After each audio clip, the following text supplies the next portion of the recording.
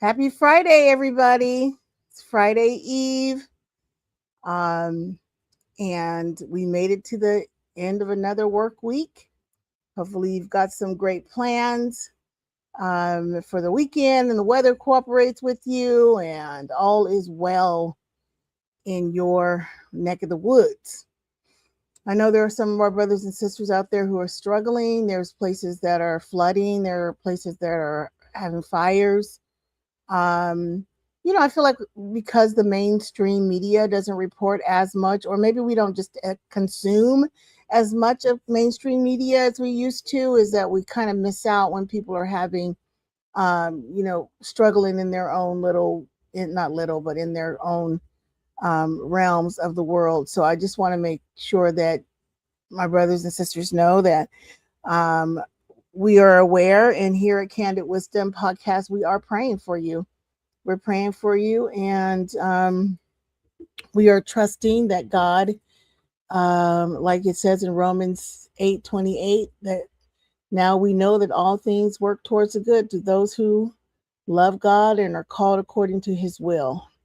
So we're praying that the things will work out and that you'll be put back right, and that God's will persevere in these times. It's some tough times out there right now, honestly. Um, we'll get to that later. I have a story of someone who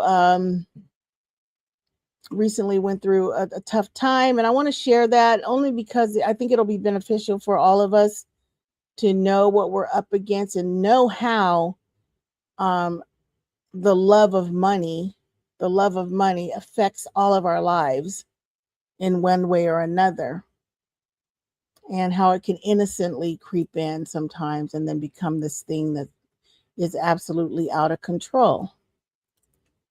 So that's what I want to talk about. That I want to talk about. I want to talk about how people are being scammed. Someone's phone was recently hacked, and I want to talk about that. And I want to talk about ideas that we can use, things that we can do on our own to help us not be so attached to the material world and allow money to control us and to be in hot pursuit of it all day long. And sometimes it can feel like that.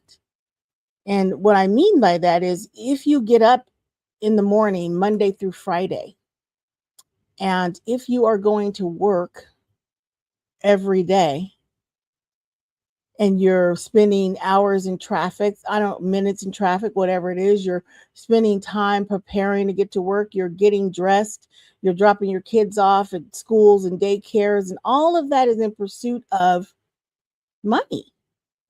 All of it is in pursuit of, an income. I'm not saying that don't get me wrong.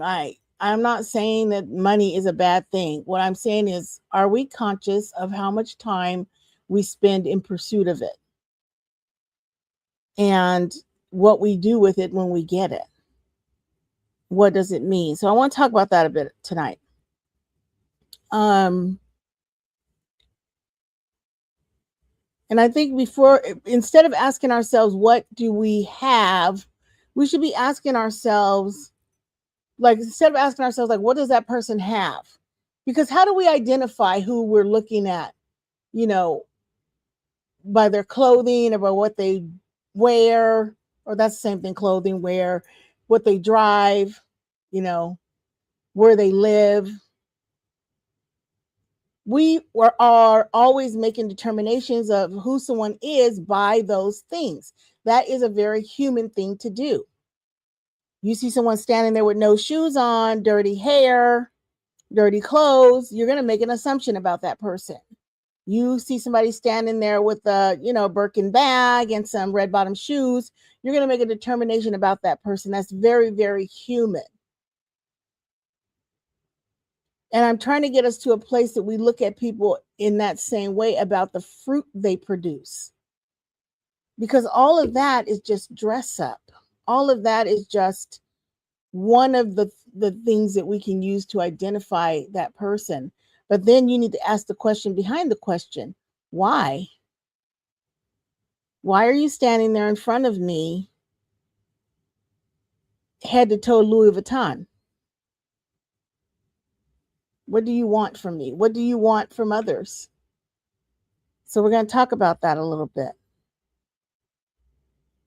Because money can buy you attention. Money can buy you attention, and money can buy you access. Money can buy you respect, right? But money cannot buy you love. Money cannot buy you true agape love. That is something you have to earn, or it's a gift that's given to you. And we do well to remember that as Christians, because we are what? Representatives of God. God is love. So how are we worshiping money without even realizing it? Shine some light into that. So tonight we're going to replace the world's measuring system with God's measuring system, and stop worrying about what people possess, and find ways to see what fruit they're producing. What is on the inside of this person? What is on the inside of this person? And we might do well to withhold our respect for someone until we know what kind of fruit they're bearing. Does it matter that you pulled up in a spider? Did it matter that you pulled up in a Tesla truck? If so, why does that matter to me? Because if you're one of these, blood drinkers, I really don't care what kind of car you're driving, and neither should anyone else. And I think that if we started to do that, if we started to withhold our respect for people, they might want to show up in a different way.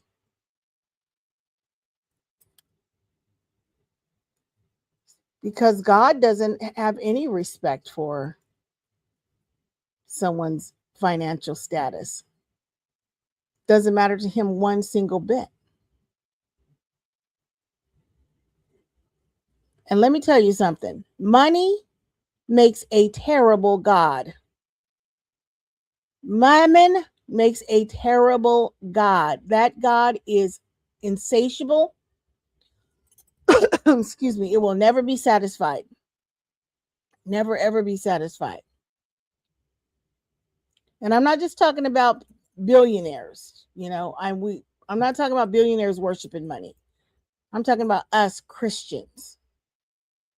You don't have to be sitting in a mansion counting $100 bills. That's not. You don't have to be one of those big boys with the money. You could just be financing your clothes, the clothes you can't afford. Whipping out that credit card, financing those clothes, the ones you don't have cash for right now, and you want people to think that you've arrived, you're in the big leagues, you're up there with the whoever, like fill in the blanks, because you can wear this brand. What is the motivation behind that? It could be that you treat somebody differently when you find out what kind of work they do. Right? I've seen this 1,000 times. This, being behind the scenes in mega churches, I know that when you get somebody who's a doctor, like, oh yeah, that's Dr. So-and-so, somebody's assigned to that doctor immediately. You come into the church and they fill out that new member form and it says doctor, or it says attorney, or it says something that has some finances attached to it. Get somebody on them. Sister so-and-so, make sure that you know where they are and what's going on with them. Because it's a business. And they know that along with that doctor title comes a doctor's salary, comes a doctor's 10%. That's the bottom line. That is the bottom line. And if you think that the modern church is not designed to to gather in the people who have the most, you got another thing coming. I'm going to show this video. I'm going to show this video of this young lady who was talking about that exact same thing. That how when you come into the church and they get you in the mood for worship, this is intentional.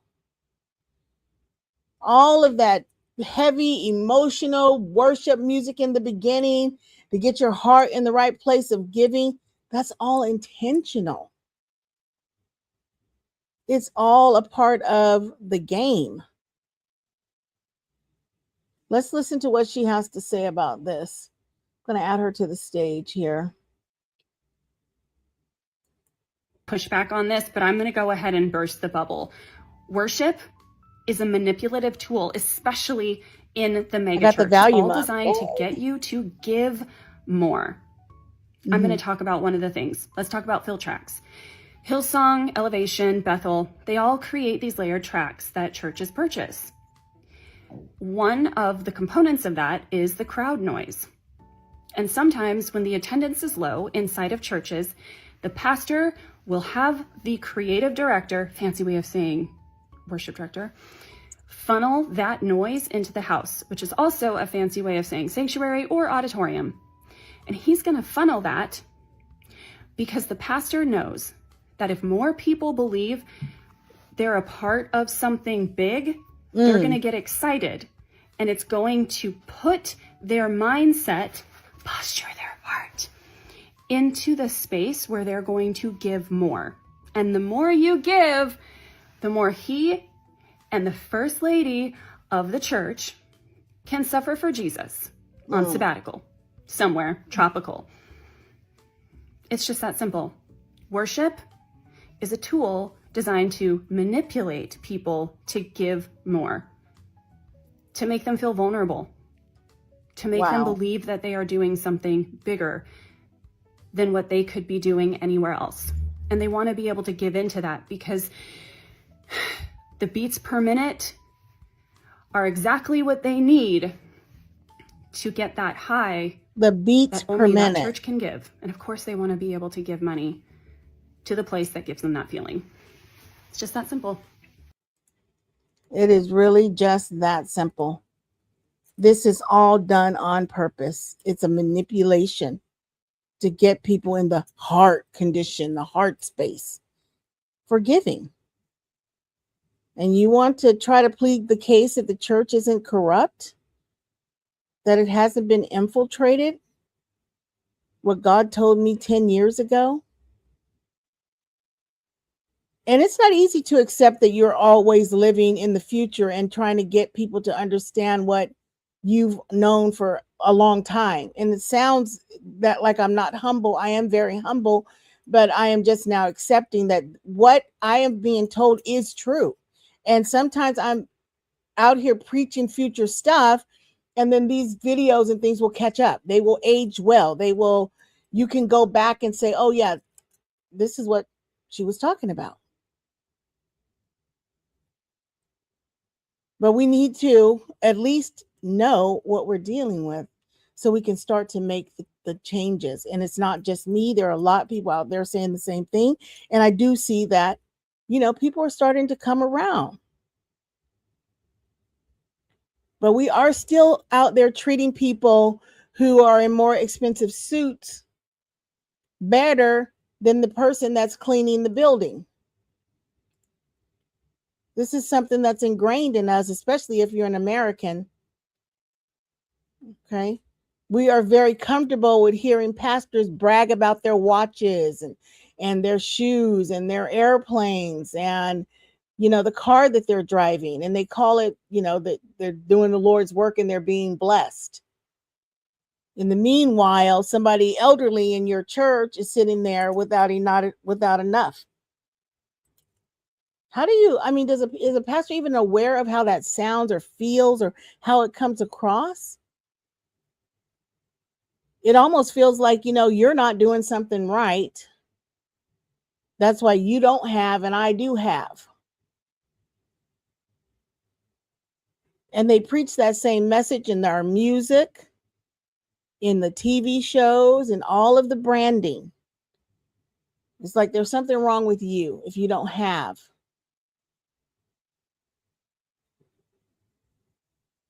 And then there's something inside of us that says what? If I had enough money, people will respect me. If I had enough money, I'd have friends. If I had enough money, I'd have the best partner, fill in the blanks. But what is really underneath that obsession? What is really behind those words? It's not always actually the desire for money. It's a desire to matter. You want to matter to somebody. You want acceptance. We want to be significant. We want people to listen to us when we speak. We want our opinions to be valued. We want to walk into a room and be somebody, where everybody knows your name and you are the person. And the world reinforces that you can buy that. You can buy that. You can, they do it through fame. They do it through star worshiping. Look at your favorite, TV personality, rock star or whomever it is. The way they make it look like every time they walk up, there's flashing lights and everybody's like, Beyonce, Beyonce, Beyonce, and then we are all supposed to be wanting to feel like that and be like that. But it's the sense of the belonging that we're looking for. We want acceptance. We want importance and security and influence and respect. And Jesus is telling us we can get that from the fruit that is inside of us. What people are really hungry for is what the fruit produces on its own. Love, joy, and peace. Now let's get our theology right before somebody says oh, she's going to say money is evil. I am not saying money is evil. Scripture doesn't even say money is evil. In 1 Timothy chapter 6, verse 10, it says, for the love of money is the root of all kinds of evil. The love of money is the root of all kinds of evil. So again, we go back to your heart, the heart condition. What are you motivated for? Because money can be a tool. It can feed people. It can house people. It can build businesses. It can give people jobs. I mean, money has all kinds of good things that it can do. It can support the right ministries. It can rescue people when they're in an emergency. There's nothing wrong with money. Having money isn't a problem. The problem is, what are you willing to become to get it? What are you willing to become to get it? And what are you willing to sacrifice to keep it? What are you willing to sacrifice to keep it? And I tell people this all the time. There's 150 million things I will not do for money. 150 million plus things that I will not ever do for money. Because Matthew chapter 6 and verse 24 says, you cannot serve both God and money. You cannot serve both God and money. Notice the word serve. That means that is your master. Jesus identifies money as something that is capable of competing for your allegiance. What are you pledging allegiance to? So we're going to look at all the little places where allegiances can hide. And the little altars we don't notice that we're building all the time.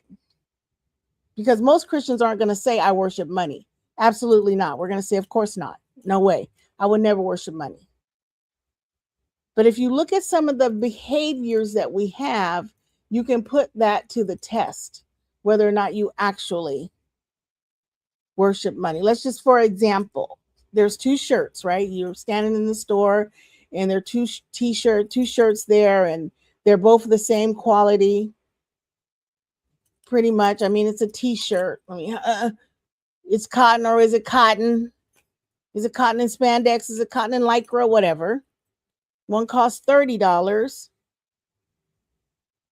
The other costs $500 because somebody stitched their famous name across it. Why do you sometimes want that second one? Why, if you were genuinely given the choice, would you choose that second one, that $500 t-shirt? Now, it could be because you genuinely love, like, oh my God, Prada makes the best t-shirt. You just don't know. It feels so good against the skin, blah, blah, blah. But we're not buying fabric. That's not what you're buying when you pick up that t-shirt with that label on it. What you're buying is somebody's reaction to it. When I roll up in this Louis Vuitton t-shirt, you know, somebody's going to recognize that label. And what are they going to think about you? She's got it all together. She's got her priorities in order. She must have, you know, a good life. She must be doing all the right things. Look at her in this label. We want the recognition that comes along with that. Same thing with the purse. You've got a purse holds things. You could make a purse out of a pair of old jeans to hold your lipstick in your wallet. Why then would you get the purse with the Coach label or whatever higher up than that? I mean, purses can go into like mortgage territory. You want somebody to recognize that. You want somebody to know that you are within the means to walk around with that Birkin bag. And the list goes down and down and down. Your shoes, your watches, everything like that. I mean, for jewelry, maybe a little bit different because it holds value, it holds sentiment, it holds, you know, and sometimes you wear things just because you want them, because they make you feel beautiful, and that's a good thing. There's nothing inherently sinful about owning something beautiful or expensive. There's nothing sinful about it. But the spiritual question is, what are you asking that object to say about you? And why would you want that to speak for you? Why wouldn't you want the fruit of the Spirit to identify you?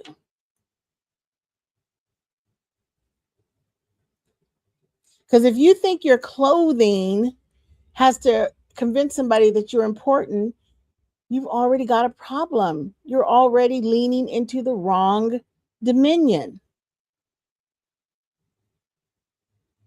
And you can add clothing, car, shoes, home, title, all of those things to that list. And the Bible warned us about that because it happens in the church too, right? James addresses it. In chapter 2, verses 1-4, James describes two people entering a gathering. One has on fine clothing. The other one has on filthy clothes. And then people immediately decide who deserves the better seat.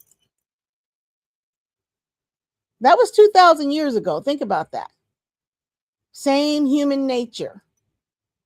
Somebody has on nice clothes, somebody has on rags, and the person who is greeting and seating people are going to decide who's going to sit in the good space and who's going to go sit in the bad seats.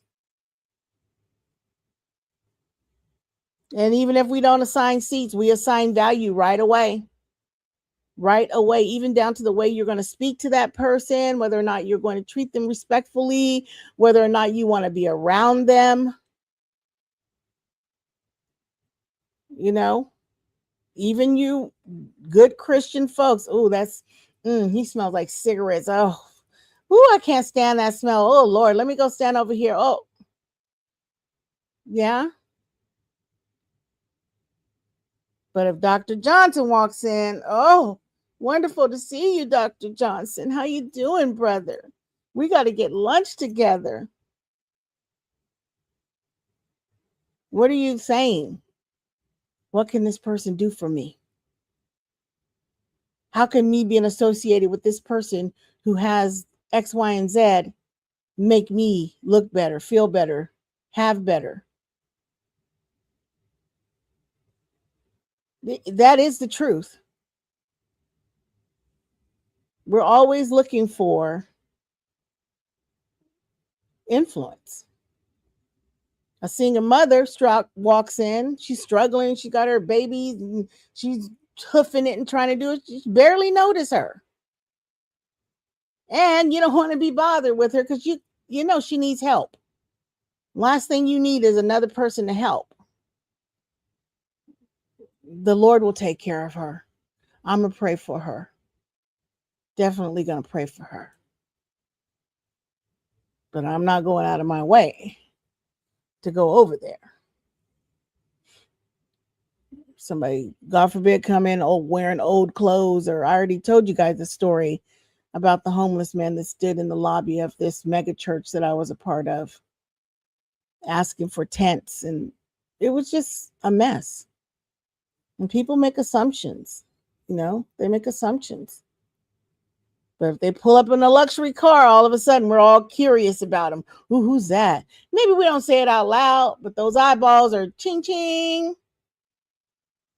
She got a what? Oh, I wonder who that is. All of a sudden we get real curious, don't we? Very curious.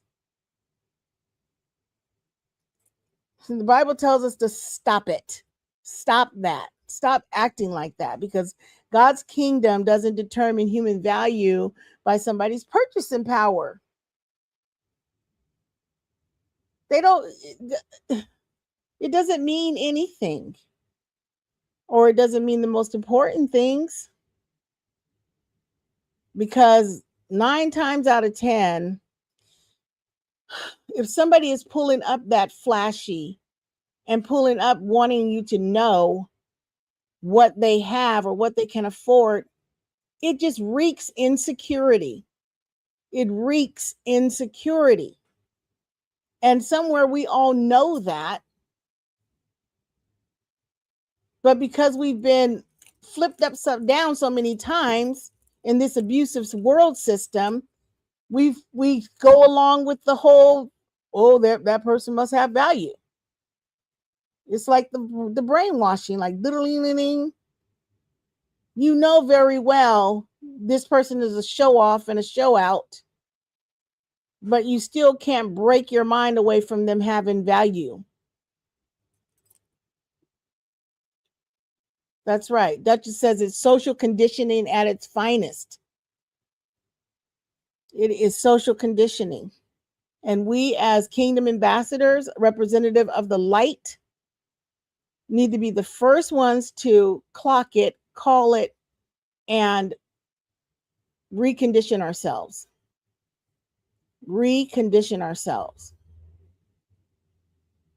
Because money can become more valuable than people like that.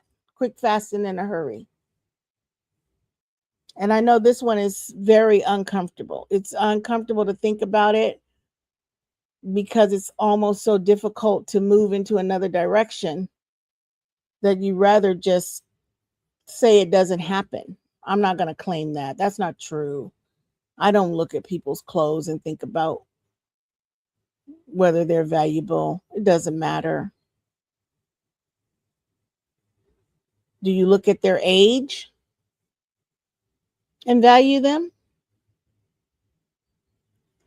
What about our elderly people?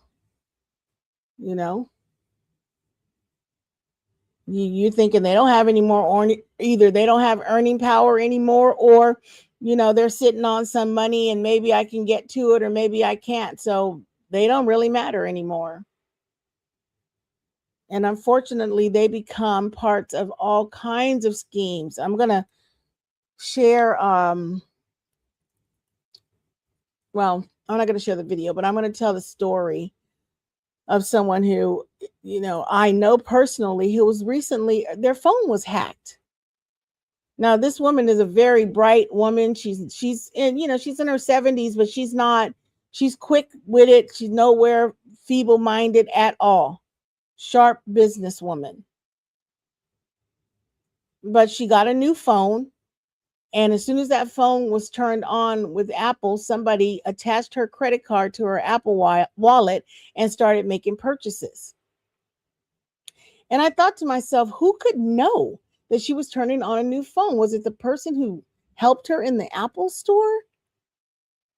Did the phone that she bought come with a bug in it? Like she just turned the phone on and immediately the credit card is attached and somebody purchased gift cards. And then once they purchase the gift card, and you guys probably, I wanted to show this video like how the whole scam works, but I don't want to keep our time on that for too long.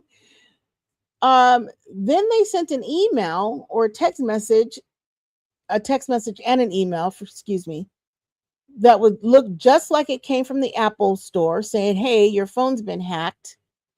Here's the purchase receipt, the $100 receipt that you saw for the gift cards. Give us a call so we can help you get this turned around. First of all, Apple's never going to call you. That's not what they do. If they had a call business model, they'd be out of business because of the time that would take. Anyway, bottom line is she did call the number, and guess what they did? It was the hackers who sent that email, and they accessed her phone. That, you know how that you can do like, let me get in there and take over your screen so I can see where they went. They went through her entire phone, all of her bank accounts, all of her credit cards, all of her finances. They went as far as to say, oh, it looks like you purchased some PC or almost a CP, and it's on your phone and we've got to get that cleaned off. And it's like they put her on the phone with a federal agent. I mean, they did everything. They have a whole scam. And you got to think there's somebody in a foreign country somewhere, probably in India or Pakistan or wherever. And this is their job. Their job is to be a hacker, find somebody of the right age, usually the elderly, and fleece them out of all of their money. They had her to the point where she was walking into the bank ready to transfer all of her money out of her checking and savings account into this holding account, they said, because if she didn't, the hacker was going to steal all of that money, that there was a wire transfer that had already been set up to take the money out of her account. And then if she didn't put it in this protective account, quote unquote, they would get it. And they had her stay on the phone with them until she walked into her bank to transfer that money. How long is it going to take you to get there? And all of this stuff. And if you don't know any better, then there you are, caught up, thinking that you're in the biggest trouble in the world and somebody's after your money. And when she got to the bank, thank God, she's a woman of prayer. And she stopped and she thought for a moment, and she went into the bank without her phone and asked the teller, like, does this sound right to you? And the teller was immediately like, this happens all the time. It is a scam. Go and hang your phone up right now and block that number. And to the point where the teller told her that they even tell people, no, don't transfer the money, don't do this. And they do it anyway because they're so afraid, because they think that they talk to federal agents and that there's pornography on their phone, and, that they're in this huge trouble. And I was thinking, oh my goodness, how about young men? How about our young men out there? If somebody called them and like, hey, this is on your phone. Is this you? Here's a screenshot of your phone and blah, blah, blah. Because they can drop all of that stuff into your phone once they have access to it. And what a horrible and scary world that we live in. It all in pursuit of what? Money. That alternate God. The worship and the service of mammon. This is their job. Their job is, I am a scammer. I wake up in the morning and this is what I do. Please protect your elderly people, communities, churches, daughters, sons. Make sure that they're informed. Because it's not just that. They call them with fake investment opportunities. They do it with phishing scams. They pretend to be from their bank. They manipulate lonely people in romance scams. I mean, you guys ever watched one of those programs where those poor old ladies think they're talking to some guy who loves them and they're just pouring out money, or vice versa? Men do it too. And you're like, you sent them how many $10,000s? Well, they were, I'm just like, oh my God. But what is it really all in pursuit of, guys? In pursuit of belonging, in pursuit of wanting to be a part of, in the pursuit of wanting to be loved.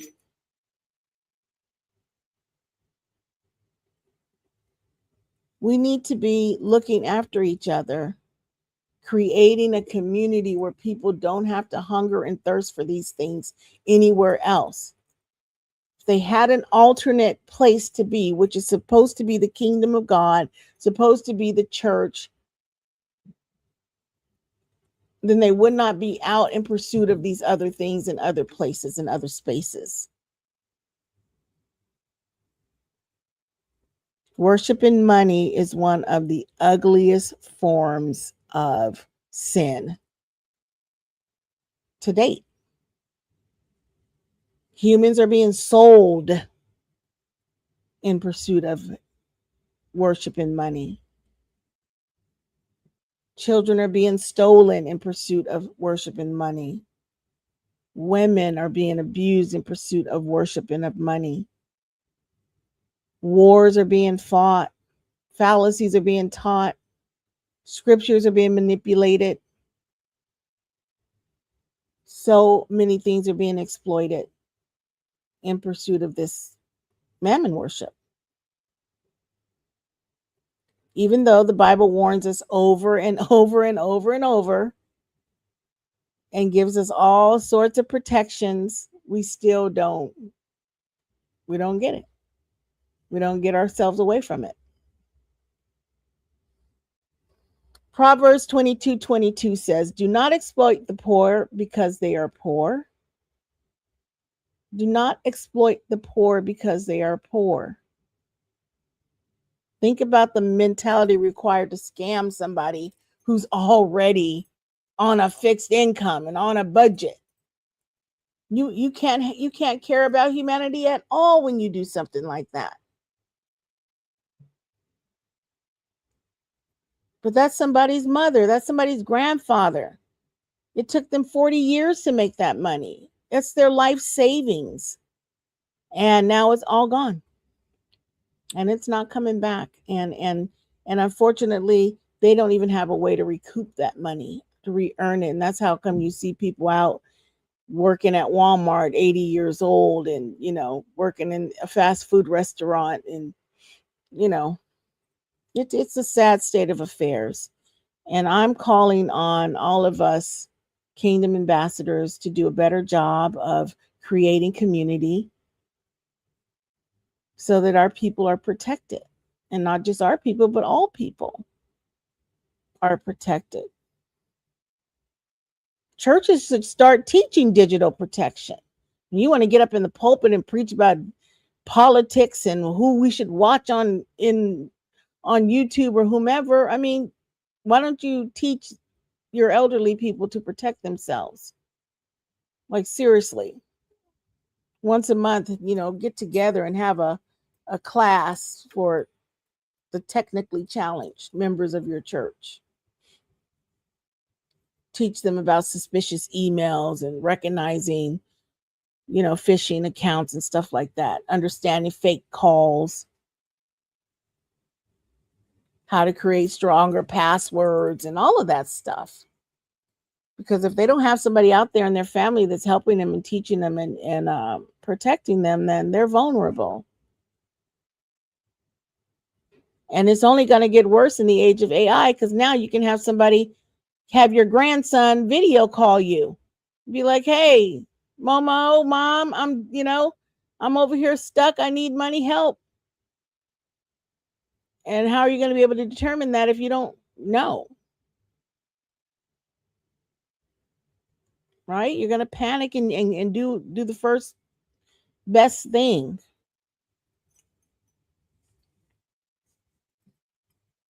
So that brings me to, what are we to do? What are we to do as kingdom ambassadors? What are we to do as light bearers? What are we to do as the community of God's people? We need to recognize why we want money so badly. We talked about that. It's not necessarily the money that you're after. It's what you think the money can help you achieve, the identity you think it will help you project. Because we need food, right? We need housing, we need transportation, we need healthcare, we need security. Those are all legitimate things. But after all those needs are met, why do we still go after more? Why does more become so seductive? Why are there malls on every corner always asking us to buy something, replace something, chase something? You got to have that. You got to have that ice cream maker. You got to have that slushy machine. Or you don't have an espresso, and you need to have a Keurig. You need all of these things. Why do we continue to chase them?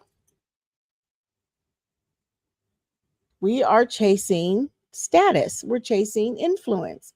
We are chasing admiration. We are chasing being able to brag about certain things and acceptance.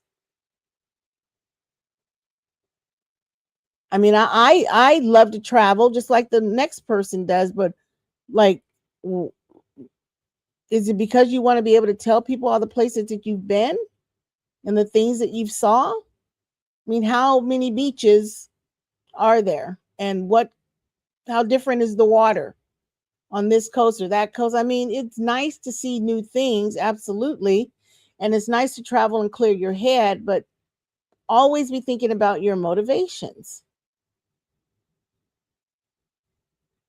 Thinking about your motivations. What are you thinking? Put it to the test.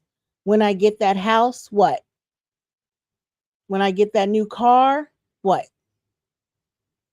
When my business succeeds, fill in the blank. When I wear that whatever name brand thing, when people see what I have, is the question, then they'll respect me. Is that what's at the end of all of these questions? When I get that house, when I get that car, when I get that job? Because if that's the motivator, then maybe there's a bigger problem there that you need to address. Because they won't necessarily respect you after you get all those things. And then, is that the respect that you really want? Is that the love that you're really looking for? Is that why you want people to love you? Or isn't it what's in your heart that you want them to love and respect and want to be around? Because when you take away all those possessions, we know possessions come and go. What remains? What remains after everything is gone? That's the test. That's the test. Instead of working and striving to develop, to get all of these things so you can get that feeling, why not be working and striving to build up the fruit of the Spirit with the Holy Spirit so that you can reflect this love out and receive that love back?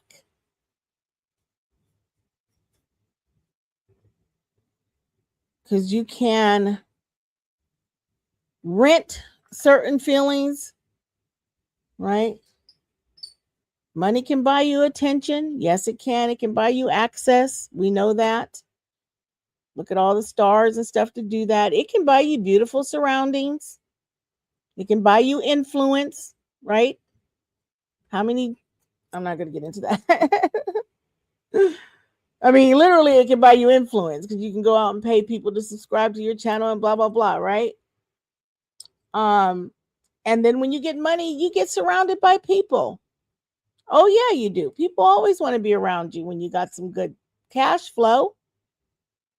But they're always just thinking about how they can get their hands on it or somehow participate in it. None of those things necessarily mean that you are loved. They don't mean that you're loved. And they certainly don't mean that you're respected. That's something that your character earns. And that's the way it should be. And if we all started to make people earn their respect and their love and their admiration, then maybe they drop the money suit and the money act. And they know that they have to show up with something better in their character. They start to evaluate their character. If human beings started to evaluate them based on that instead of what car they pulled up in. So we have to start replacing the measuring system with God's measuring system. And we need to start valuing people because they're valuable to the Lord. Okay, we can start there. God created them and he values them. We can start using a different type of ruler for how we measure people. See, the world says, what job do you have? What's your income? What neighborhood do you live in? You know, I was talking about that with somebody, like people pay higher insurance rates depending on what neighborhood they live in. They get different medical care. Different medications are offered to them depending on your zip code. Literally. Your car insurance could be higher depending on your zip code. We judge them by a degree. You know, what brand of clothes they're wearing. We even judge them by whether or not they have followers or influence. But God gives us something better than that to judge people by. He gives us something way better, way more reliable. Because it's just as important as how you got that money as it is that how you showed up with the money. I mean, I was thinking the other day, you know, I'm watching this guy pay for something. He's got like a big, nice wad of cash. I'm like, wow, a wad of cash. Haven't seen that in a long time. I wonder what kind of business is somebody in that they would have a wad of cash? And he looked like, in my intuition, somebody who might be up to something nefarious, you know, some sort of trafficking of something. So now, am I supposed to respect that? Am I supposed to admire that?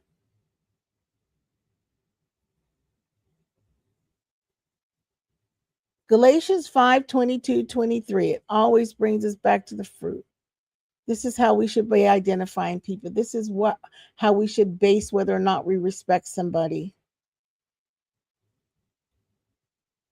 The fruit of the Spirit is love, joy, peace, patience, kindness, goodness, faithfulness, gentleness, and self-control.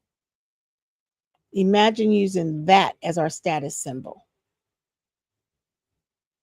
Imagine holding your evaluation of who somebody is and whether you want to be affiliated with that person, or you want to get to know them until you were able to view the fruit that was in their spirit. You're suspending all attachments until you know whether or not this person has love, joy, peace, patience, kindness, goodness, faithfulness, gentleness, and self-control. And if you don't show up with those things in your heart, and if I can't see that, then no respect. I mean, not be disrespectful, but I'm not going to be like, oh my goodness, you, ha ha, you know.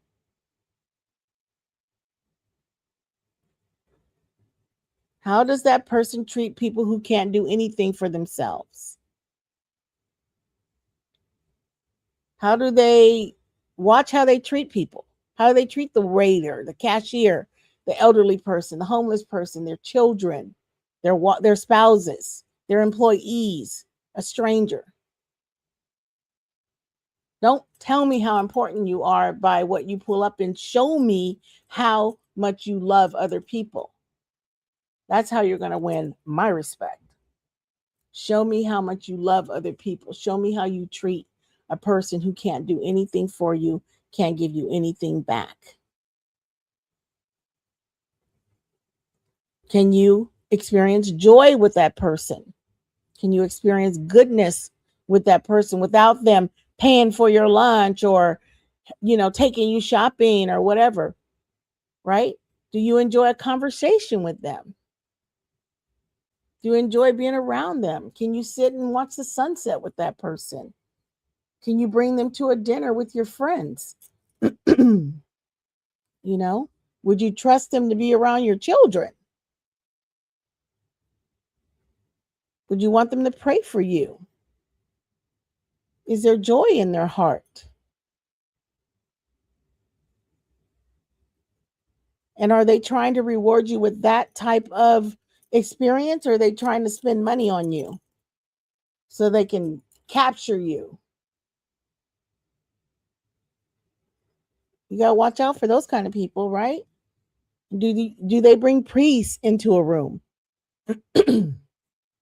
Excuse me. Do they bring peace into a room? Or does everybody get anxious when they come around? Straighten up. Here comes so-and-so. Da, da, da, da. Because you can own a mansion and all kinds of good things, but bring chaos with you everywhere you go. Or be stirring up something. And I don't know about you, but I'd rather be living in a studio apartment drinking Folgers coffee than to be living in a mansion full of unrest and chaos with an unpeaceful person and an impatient person.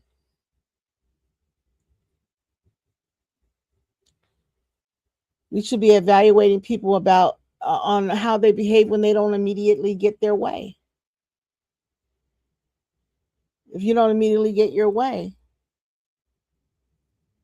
because the money can train people that they, need to be accommodated, instantly accommodation. You've all seen it. You know exactly what I'm talking about. Somebody walks in and they think, I got a certain status and I need to be treated a certain type of way, and all patience is suspended. Get it to me now, right now, because I'm Mr. Big Pants or whatever it is. Nobody wants to be around that type of person. Nobody wants to be around somebody with that kind of character. It's unappealing. Are you the kind that is always watching to see who's being kind? I know I am. I want to see it. I want to see it when the pressure is on, when the heat is on, when somebody's treated you wrong. What type of person are you going to be? What kind of person are you going to be? Are you a generous person? Are you kind? Or are you only kind when the camera comes on or when somebody's watching? The Bible says, don't let the left hand know what the right hand is doing when you're giving. Definitely doesn't mean propping up a camera, filming yourself, giving away food baskets or whatever it is.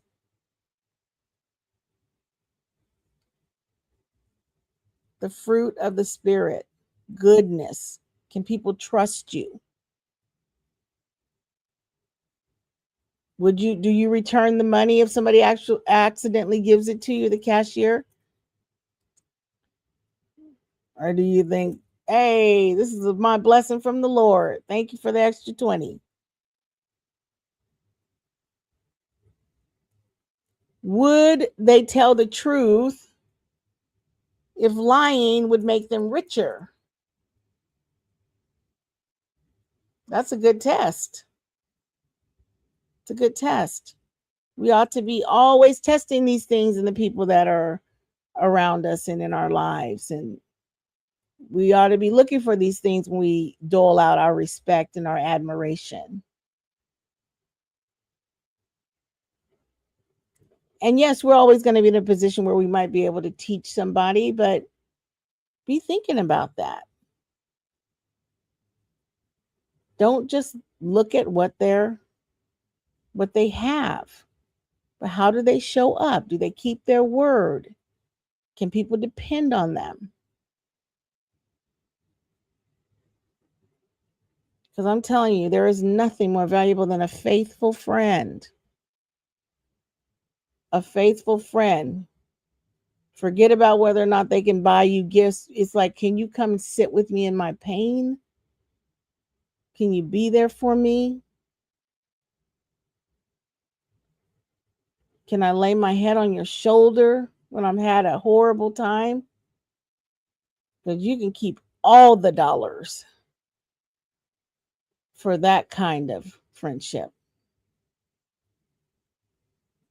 I would value that over anything. We ought to be watching how people use their power if they have power too. That one really matters, you know? What does the world think of the strength that they have? How are they using it? Are they using it like I can make people do whatever I want? Like, you know, I watched some rapper watch this guy like, come dance for this $1,000. The guy's like, I don't want to dance. I don't feel like dance. Oh, you know, I'll make it 2,000. Dance. Like, why would you strip somebody of their dignity or even make them uncomfortable? Why would you use your power in that way?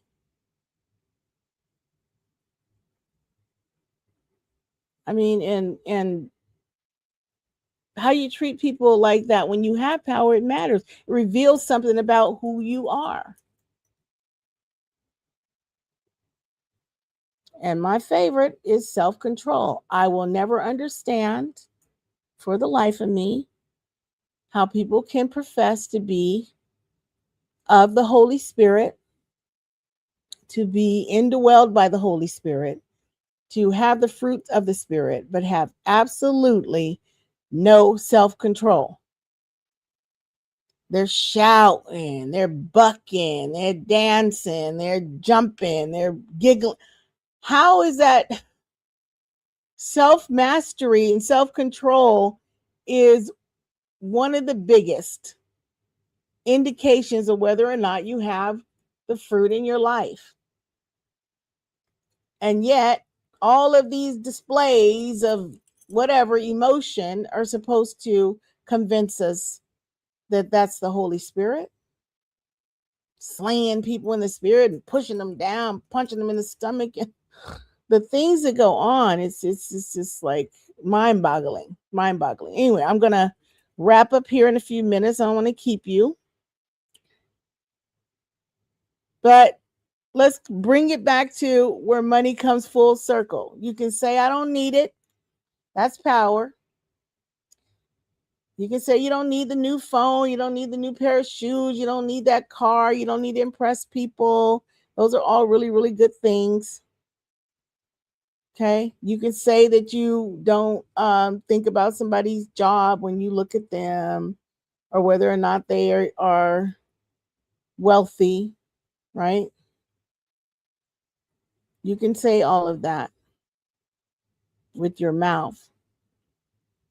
But do you back that up with your actions? Do you really see past the costumes that people show up in? And do you treat them accordingly? Or are you still stuck in the social engineering? Are you still stuck in that pattern making? Are you still confusing wealth with worth? Do the test for yourself. I'm not judging you. I'm not calling you a liar or whatever, but just think about it. Think about it the next time you run into anybody. If you happen to be a person who goes to church or whomever, like, just think about it. One person comes in, they make big money. They got a luxury car, designer clothes. They come from a beautiful house. They have an impressive title. Are you checking to see whether or not they're cruel or arrogant or manipulative? Are you just like, it don't matter? Look at them. I want to be like them. I want to run in that circle.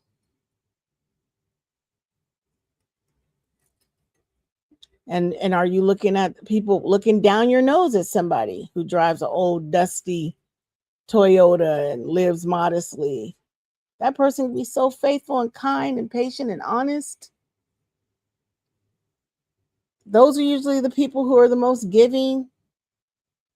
They're the ones checking on their elderly neighbors. They're the ones that are, praying for people and showing up. And you got to ask yourself, who's richer? Which one of those two people are richer according to the kingdom of God? I can tell you it's not even close. It's not even close. Because money does not build character. It doesn't make anybody dependable. It doesn't even make them useful.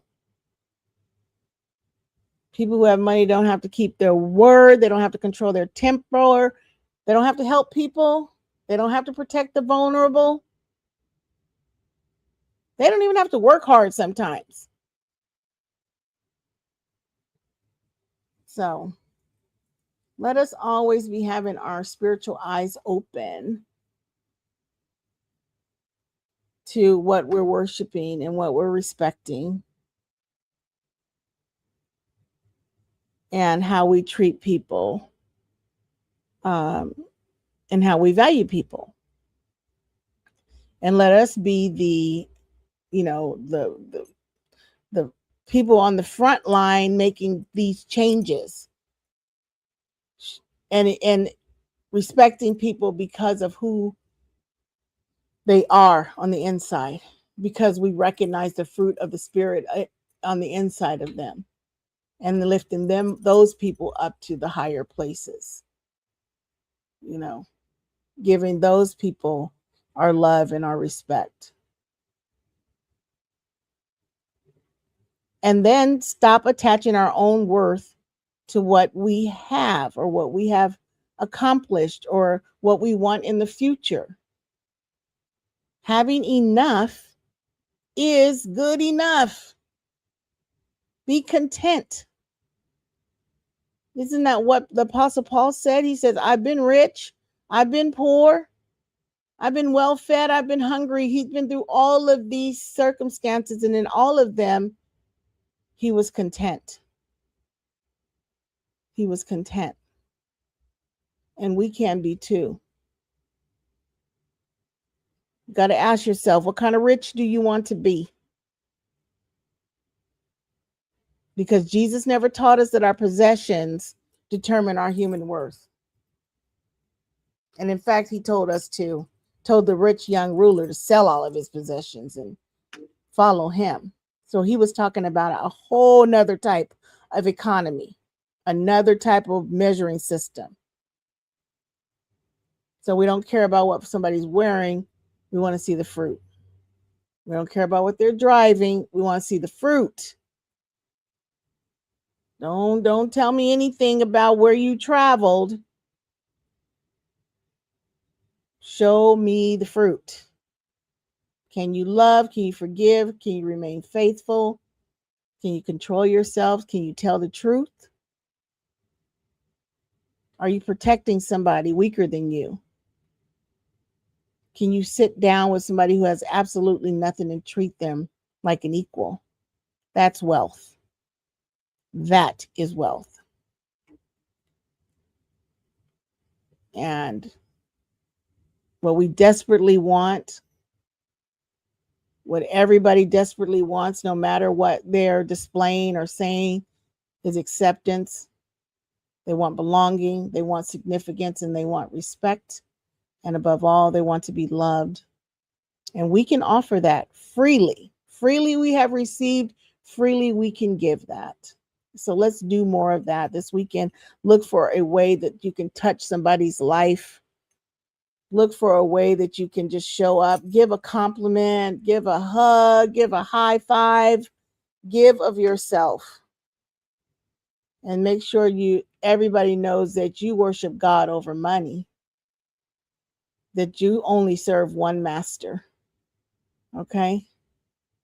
Thank you guys all for coming. I'm so grateful for those of you who stayed to the end. If you wouldn't mind, leave a comment, like, subscribe, hit that notification bell, share to your social medias. Look out for, the videos that drop during the week. And I will see you next time on the Candid Wisdom podcast. Have a good night.